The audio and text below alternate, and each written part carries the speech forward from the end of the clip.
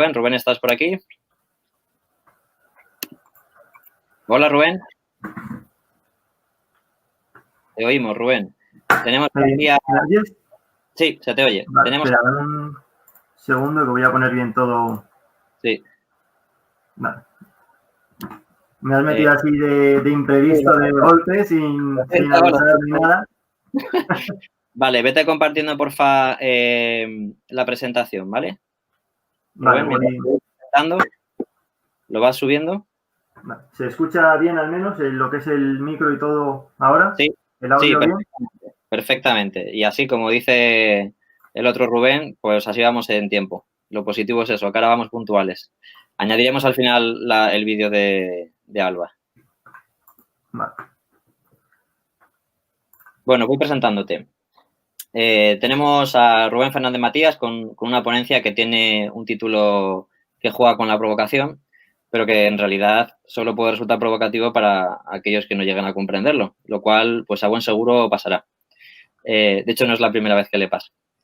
Rubén es fisioterapeuta, actualmente está trabajando en el Hospital Universitario Fundación Alcorcón en un proyecto de investigación para evitar cirugías de hombro y rodilla mediante el ejercicio terapéutico y colaborando en docencia de investigación en el máster de fisioterapia manual del aparato locomotor de la Universidad de Alcalá, donde dentro de poco va a comenzar el doctorado. Voy a compartir ya la presentación y os dejo con el gran Rubén Fernández.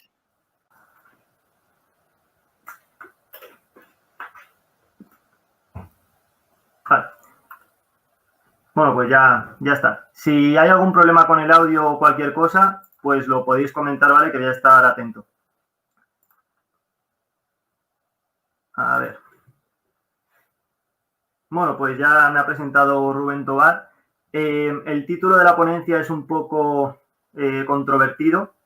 Como ya he dicho, pues habrá gente a la que le siente mal lo que a lo mejor pueda decir a lo largo de la ponencia, pero lo cierto es que no es una ponencia con una actitud muy crítica ni destructiva, sino más bien para hacernos reflexionar un poco acerca de algunos aspectos que yo considero bastante relevantes.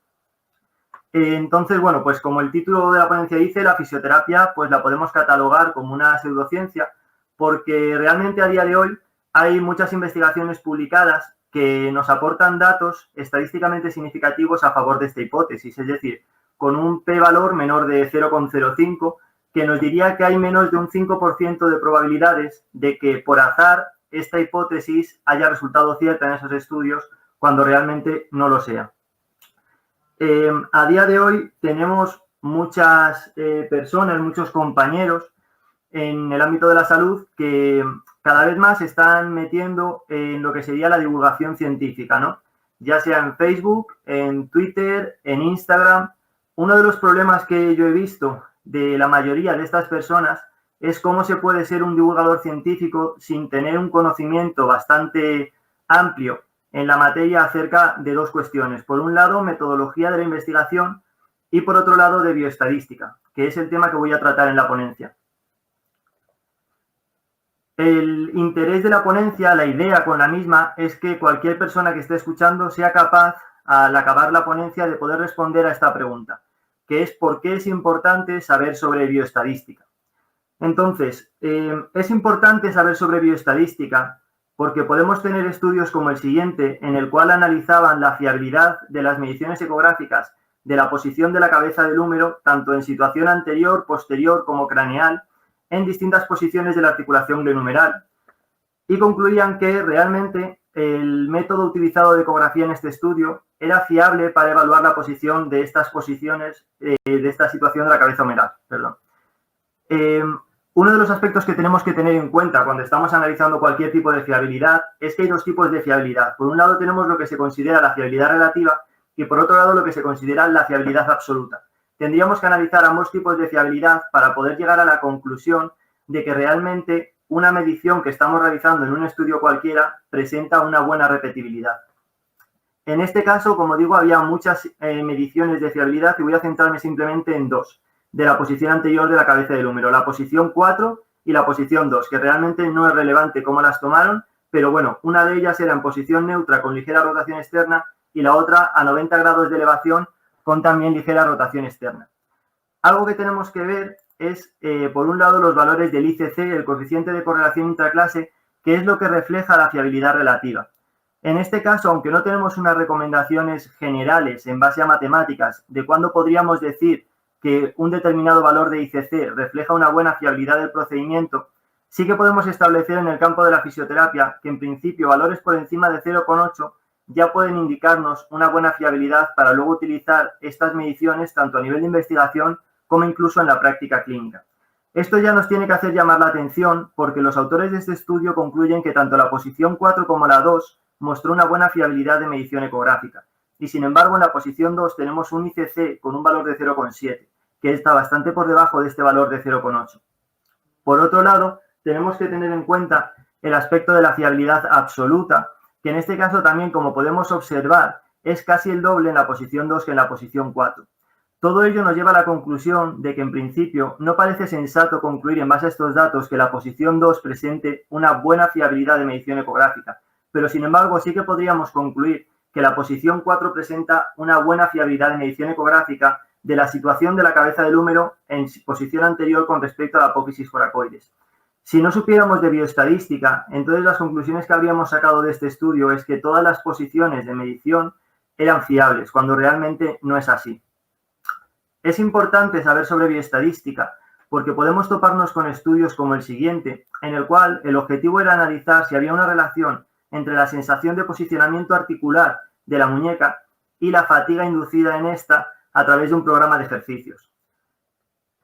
Lo que hicieron en este estudio fue obtener un coeficiente de correlación de Spearman, que es uno de los estadísticos que se puede utilizar para ver asociaciones entre dos variables, con un valor de 0,42 que indica ya una correlación a tener en bastante consideración, que podríamos denominar, según algunos autores, moderada, y un p-valor bastante por debajo de 0,05, es decir, estadísticamente significativo. El problema que tiene este estudio es que decidieron categorizar las variables, es decir, tanto la sensación de posicionamiento articular como la fatiga muscular son dos variables continuas. Y sin embargo, en este estudio lo que hicieron fue decidir cuándo había un mal posicionamiento articular, un posicionamiento articular moderado o un buen posicionamiento articular, y lo mismo para la cantidad de fatiga muscular. Esto tiene el problema de que si no hacemos esta categorización en base a unos criterios preestablecidos, que por un lado se basen en investigaciones previas y por otro lado en un conocimiento técnico en la materia que esté bien justificado, podemos categorizar dos variables continuas de tantas formas como queramos hasta conseguir una que nos dé una correlación que nos interesa. La ventaja de este estudio es que facilitan el siguiente diagrama, que es el gráfico de dispersión. Entonces, a través de este gráfico, lo bueno que tiene es que con programas de análisis de imagen se pueden extraer los datos de cada sujeto, tanto de sensación de posicionamiento articular como de fatiga muscular, con lo cual se pueden reproducir todos los datos del estudio y volver a recalcular la correlación que podría haber entre estos datos, pero tomando las variables como continuas. Si hacemos esto, el coeficiente de correlación de Pearson, que es el que tendríamos que realizar, nos da un valor de correlación de 0,29, que ya está bastante por debajo de ese 0,42, y una significación estadística de 0,068. Aquí puede que haya gente que esté pensando que como ya no es estadísticamente significativo, no es algo que tengamos que tener en consideración, lo cual sería también otro error, puesto que el p-valor de 0,05 como punto de corte fue algo que se realizó realmente arbitrario. Es decir, no hay ninguna justificación para establecer que un p-valor por encima de 0,05, como por ejemplo de 0,68, tiene que indicarnos algo en contra de la hipótesis de estudio que estamos evaluando y que por tanto los resultados ya no se tienen que tomar en consideración. Esta correlación, si bien sería una correlación débil, que ya no tendríamos que considerar moderada como la anterior, y por lo tanto las conclusiones de este estudio después de todo este análisis crítico serían que, si bien parece haber una correlación débil entre estas dos variables, no podemos decir que haya una correlación moderada como se sugería en el mismo. Es importante saber sobre bioestadística porque podemos tener estudios como este publicados en la antigua Manual Therapy, un Q1 bastante relevante en nuestro campo y con investigadores de renombre en el ámbito del hombro, en el cual lo que hacían era analizar correlaciones entre distintos factores extrínsecos con la distancia cromiomeral medida a 0 grados, 60 grados, y también con el porcentaje de cambio de esa distancia cromiomeral de 0 a 60 grados. Lo hacían en dos grupos de sujetos, en un grupo que era el grupo que denominaban control, que eran sujetos no deportistas de élite, y otro grupo de sujetos deportistas de élite. Y en total analizaban un total de 8 variables extrínsecas. Voy a centrarme simplemente en los hallazgos de la relación entre la longitud del pectoral menor y la distancia acromiumeral. Como podéis ver, encontraron una relación estadísticamente significativa de la longitud del pectoral menor en reposo con esta distancia acromiumeral tanto a 0 como a 60 grados. Una correlación que si bien podemos catalogar como débil, con valores de 0,24 y 0,20, y luego en el porcentaje de cambio no se encontró ninguna relación. Esto en principio tiene sentido, puesto que el porcentaje de cambio suele ser algo que tiene bastante mayor cantidad de error que las mediciones brutas. Podríamos pensar a día de hoy entonces, según lo que concluyen en este estudio, que sí que parece haber una relación entre estas dos variables en 0 y 60 grados. Lo cierto es que aquí tenemos que tener en cuenta que tenemos tres tipos de correlaciones hechas y que lo que se recomienda en estos casos es hacer lo que se denomina una corrección para comparaciones múltiples, es decir, no debemos interpretar los resultados aislados de un estudio en función de solo, por ejemplo, esa distancia acromiumeral a 0 grados y esa relación de longitud del pectoral menor, sino que tenemos que hacer una interpretación conjunta de estas tres correlaciones que se están calculando. Para ello, lo que se recomienda es hacer la corrección de Bonferroni. Tras aplicar esta corrección al p-valor, podemos observar que la relación con la distancia acromiumeral a 60 grados pasa a no ser significativa. Y a diferencia de en el caso anterior, esta no significancia estadística unido a una correlación con un valor de 0,20 que ya está bastante por debajo de las recomendaciones de lo que sería interesante a considerar tanto a nivel de investigación como a nivel de práctica clínica, nos llevan a la conclusión de que en función de este estudio lo único que podemos concluir es que en principio parece haber una relación entre la longitud del pectoral menor y la distancia acromiumeral a 0 grados, pero no a 60 ni con el cambio de porcentaje. Creo que después de estos tres artículos, cualquiera de los que está ahora mismo escuchando la ponencia, pues tendrá en su cabeza la respuesta a la pregunta de por qué es importante saber sobre bioestadística. La respuesta es bastante obvia. Es importante saber sobre bioestadística para que no nos engañen. Aquí seguramente tendremos gente escuchando la ponencia que tengan muy pocos años, personas que tengan muchos años de experiencia clínica, años de experiencia en investigación, de experiencia docente. Si bien puede ser que estas personas con tantos años de experiencia en estos tres ámbitos hayan pensado que los aspectos que yo estaba abordando en esta ponencia eran demasiado simples, que posiblemente, pues bueno, ellos conocían muchos de estos aspectos de bioestadística e incluso relacionados con la metodología de la investigación y que, bueno, pues es complicado que a día de hoy una persona en redes sociales que comenta un artículo o otro investigador que publica un determinado estudio vaya a poder engañarles con este tipo de triquiñuelas que se suelen hacer en algunas investigaciones. Bueno, pues lo cierto es que la respuesta de por qué es importante saber sobre bioestadística tiene también una segunda parte. Y bueno, pues es importante saber sobre bioestadística para que no pueda llegar un bisoño de 25 años que ha terminado el grado hace 3, que ha acabado el máster hace 1 y que no tiene un doctorado, y sea capaz de estar engañando durante 10 minutos de una ponencia online. Es importante saber sobre bioestadística, porque si no os pueden colar que con este estudio realmente podemos establecer algún tipo de correlación entre la distancia acromiumeral a 0 grados y la longitud del pectoral menor. Porque si bien os he dicho que hay que hacer una corrección para comparaciones múltiples, también os he facilitado los datos de que no se estaban realizando solo 3 comparaciones en el estudio. En este estudio se realizan un total de 48 comparaciones teniendo en cuenta las distintas variables predictoras, las variables dependientes y los 2 grupos en los que se analizaban de forma separada. Tenemos que tener en cuenta que cuando nosotros hallamos una correlación de Pearson, se parte de la asunción de que estamos obteniendo el valor real de cada uno de los sujetos, es decir, de que no hay ningún tipo de error de medición a la hora de tomar estas variables. Esto es falso porque realmente siempre cometemos errores de medición y tenemos fórmulas propuestas para corregir el valor de este coeficiente de correlación de Pearson en función de la fiabilidad de cada una de las mediciones. Con esto podemos hallar lo que sería el coeficiente de correlación de Pearson corregido, que si bien en este estudio no varía demasiado, va a haber en otros estudios con fiabilidad menor en estas mediciones en las que pueda suponer un cambio drástico de las conclusiones que podemos sacar. Tenemos que tener en cuenta que a expensas de que tengamos un coeficiente de correlación de Pearson de 0,24 o 0,23 el corregido, esto nos habla de que se está explicando en torno a un 5 y un 6-7% de la variabilidad de los datos de la distancia acromiumeral a 0 grados. Este 5% es totalmente irrelevante desde el punto de vista estadístico y desde el punto de vista técnico, porque se pueden obtener este tipo de correlaciones en cualquier estudio de forma muy habitual sin que tengamos realmente en esa población una correlación real entre ambas variables. Todo ello nos lleva a la conclusión de que realmente no podemos establecer que haya una correlación en base a este estudio entre la longitud del pectoral menor y la distancia crominumeral a 0 grados. Además, otro aspecto que hay que tener en cuenta es que en estudios en los que se están evaluando múltiples correlaciones de forma simultánea e incluso en los que una de las variables se mide varias veces en distintas situaciones, se tienen que utilizar otro tipo de análisis que en un coeficiente de correlación de Pearson de forma aislada, como son los análisis de regresión lineal múltiple o los modelos multinivel. Es importante saber sobre bioestadística para que nos puedan intentar colar que en función de este estudio parezca haber algún tipo de correlación entre lo que sería la fatiga muscular y la sensación de posicionamiento articular de la muñeca. Porque si bien aquí os estoy hablando de que hay un coeficiente de correlación de Pearson de 0,29, también os he facilitado el gráfico de dispersión. Y tenemos que tener en cuenta que cualquier persona con un conocimiento básico de bioestadística debería haberse percatado de que este gráfico de dispersión lo que nos está diciendo es que no podemos establecer una relación entre ambas variables. Tenemos este dato aquí que a cualquier persona con un conocimiento no muy profundo debería llamarle la atención.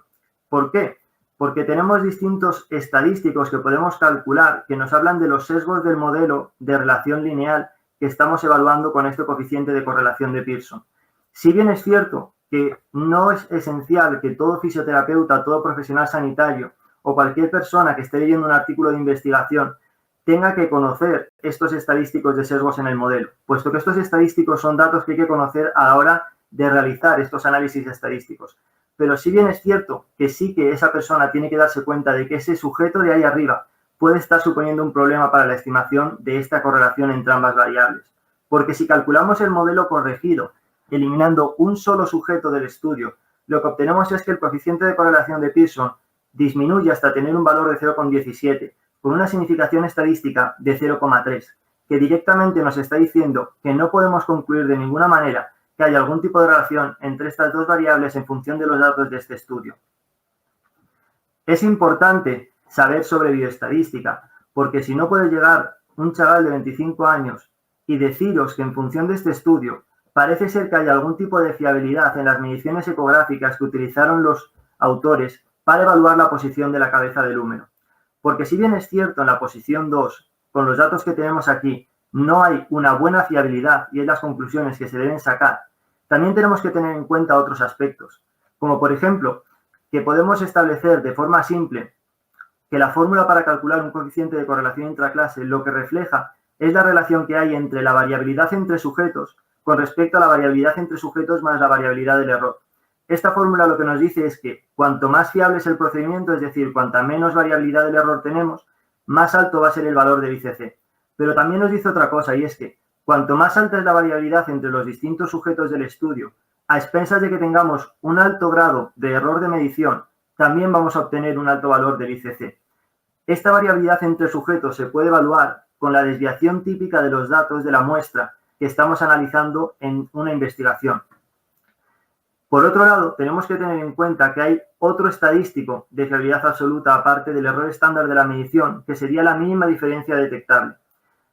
Algo que tenemos que saber sobre estos errores, sobre el error estándar de la medición y la mínima diferencia detectable, es que en ambos casos no se ven influenciados o se ven influenciados en menor medida por esta alta variabilidad entre sujetos. Es decir, que si tenemos un procedimiento con mala fiabilidad, el SEM y la mínima diferencia detectable van a dar valores de mala fiabilidad a expensas de que haya una alta desviación típica en la muestra. Para poder interpretar mejor estos valores, lo que hay que hacer es calcularlos en función del porcentaje que representan con respecto a la media de los datos de este determinado estudio.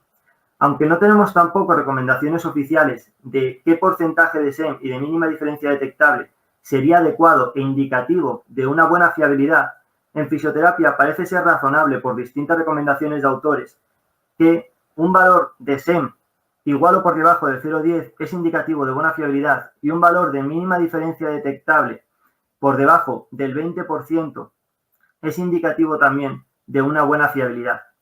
Como podemos observar en este caso, tenemos valores de SEM que están bastante por encima de ese 10% y valores de mínima diferencia detectable que están muy por encima del valor del 20%. De hecho, tenemos una mínima diferencia detectable para la posición 2 que supera a la media de los datos que estamos obteniendo en los sujetos. Todo esto lo que nos dice es que en ambos casos no podemos concluir de ninguna manera que haya una buena fiabilidad en ninguna de las mediciones de ecografía en estas dos posiciones y las otras del estudio que no he querido meter en esta presentación. De modo que sí, es importante saber sobre bioestadística, porque lo que no tiene mucho sentido es que pensemos que analizar críticamente un estudio es simplemente leerse el estudio y sacar unas conclusiones por encima de lo que nos están ya concluyendo los autores. Porque sin este conocimiento profundo, cualquier resultado que estemos leyendo de una investigación, somos susceptibles de malinterpretarlo y, lo que es peor, de transmitir esa malinterpretación después a miles y miles de personas que nos puedan estar siguiendo en redes sociales. Es importante saber sobre bioestadística, porque si no, no nos vamos a dar cuenta cuando una persona, a expensas de su edad, conocimiento previo o formación, nos puede estar engañando de forma consciente o inconscientemente, porque nos está diciendo que las conclusiones de un estudio son unas que no se corresponden realmente con los resultados y la metodología que se ha seguido en ese estudio. Y simplemente para finalizar, pues obviamente la fisioterapia no es una pseudociencia. Lo que tenemos en fisioterapia son muchos compañeros y muchas prácticas pseudocientíficas que no hacen que la fisioterapia en su conjunto lo sea. El título de la ponencia era simplemente para empezar mintiéndoos un poco y haciéndoos ver que realmente con la estadística se os puede intentar engañar, que no tenemos que fijarnos en solamente un p-valor para cualquier afirmación que nos hagan desde un punto de vista tanto de la fisioterapia como desde un punto de vista de determinadas pseudociencias que nos intentan convencer de que datos estadísticamente significativos en un estudio de comparación de dos intervenciones justifican la plausibilidad de dicha pseudociencia. Así que muchas gracias y no sé si me he pasado de tiempo ahora mismo o no, porque la ponencia la tengo aquí en todo el ordenador y pues bueno, estoy aquí al tanto para las preguntas que queráis realizar, ¿vale? Muy bien, Rubén, has estado bien en tiempo y fenomenal. Tu ponencia me ha encantado. Has estado muy rápido ahí para salvar el tiempo que se nos está dando encima. Y bueno, pues estamos en hora otra vez, así que vamos a pasar al turno de preguntas. Te las voy a ir poniendo en la pantalla y vamos viendo, ¿vale? Vale.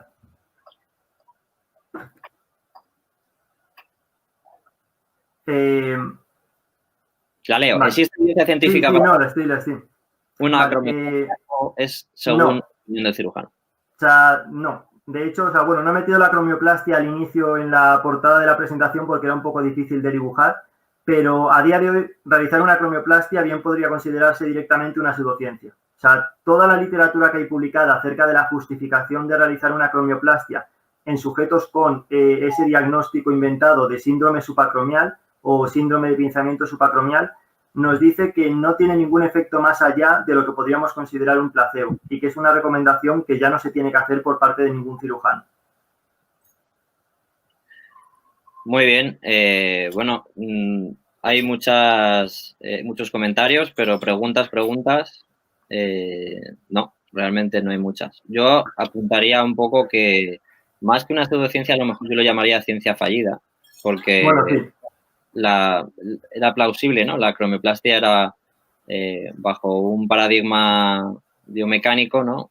Mecanicista, pues tenía sentido a priori hasta que se empezó a ver que no, ¿no? Pues ni se rompían los tendones por donde se suponía, ni se ha visto que tengan muy buenos resultados comparado con la falsa cirugía, ni con otras opciones como el ejercicio, ¿verdad?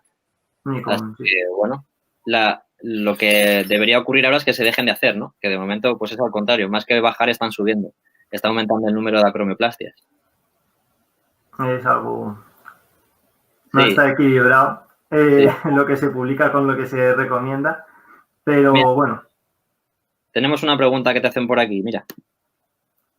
Un buen libro para... Vale, sí, justo la he visto.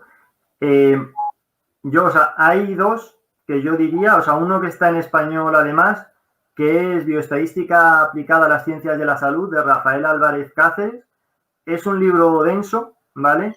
Pero yo creo que si se estudia ese libro, pues se puede obtener una base bastante profunda de muchos aspectos básicos de estadística para evitar sacar conclusiones precipitadas de cualquier estudio.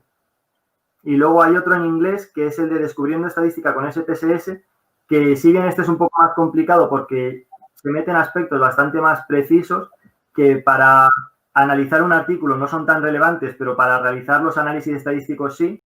Y bueno, pues también es otra opción por si se quiere profundizar un poco más en todos estos aspectos. Vale, te pongo otra, Rubén, por aquí. ¿Dónde crees que hay más sesgos? Mira, en fisioterapia no he visto todavía un solo estudio de casos y controles transversal o de cohortes que sirva para nada la estadística inferencial que están haciendo desde un punto de vista meramente estadístico. Y me explico. Cuando nosotros hacemos un estudio de, por ejemplo, casos y controles, una de las asunciones que tiene cualquier cálculo de un p-valor es que estamos haciendo un muestreo probabilístico. Esto en fisioterapia no ocurre nunca. En fisioterapia cogemos a 50 sujetos de un grupo con dolor lumbar, 50 sujetos sin dolor lumbar, de la forma que queramos, pues por anuncios en la localidad, por amigos que conocemos, y luego nos vamos a lanzar ahí al mar a calcular un p-valor. El problema está en que ese p-valor no lo podemos usar para inferir estos datos que tenemos a una población mayor. O sea, eso es totalmente equivocado. Ahora, cuanto mayor sea la muestra de estos tipos de estudios, este fallo metodológico de la ausencia de un muestreo probabilístico no es tan preocupante, ¿vale? Entonces, yo sí que creo que eso, en los estudios observacionales, es donde más problema vamos a tener a día de hoy en fisioterapia y por eso hay tanta discrepancia entre lo que se está encontrando en todo el tipo de análisis de variables de gente, por ejemplo, con dolor y sin dolor de cualquier patología. Y es una cosa que hasta que no se hagan muestreos adecuados no se va a lograr solventar. Muy bien, vamos con la última, si te parece, Rubén, esta última. Dice, ¿no crees que también es responsabilidad de investigadores y revistas científicas el hecho de no sacar datos y estudios manipulados por la necesidad extrema que se ha generado de publicar estudios? Sí, o sea, creo que tienen mucha responsabilidad. De hecho, uno de los problemas, por ejemplo, que hay a día de hoy es que cuando se sube un artículo a una revista, no todas ellas ese artículo lo van a pasar por gente que tenga conocimientos en bioestadística. Es decir, un estudio puede pasarte por 2 revisores y no pasarte por un estadístico y acabar publicado porque, por ejemplo, los revisores no tengan ese conocimiento profundo de bioestadística. Entre otras cosas porque en investigación lo normal es que en un equipo de investigación se tenga alguien que tiene el conocimiento de bioestadística y luego están los investigadores que tienen el conocimiento técnico en ese campo de investigación. Y normalmente, pues estos investigadores que tienen ese conocimiento técnico son los que luego revisan artículos para otras revistas. Pero como carecen de esta parte de conocimiento profundo de bioestadística, pues podemos tener esos fallos de que haya artículos publicados en revistas de impacto con algunos análisis que realmente no reflejen del todo bien las conclusiones que se podrían sacar de esos datos de la investigación. Muy bien, bueno, pues lo vamos a dejar aquí. Estamos clavados, 12:30, para dar paso al siguiente ponente. Así que muchas gracias, Rubén, por tu presentación, muy interesante. Y creo que has puesto el acento donde hace falta y donde hay realmente problemas, que es en la comprensión de la bioestadística a nivel de la fisioterapia. Así que muchas gracias y un placer. Un placer.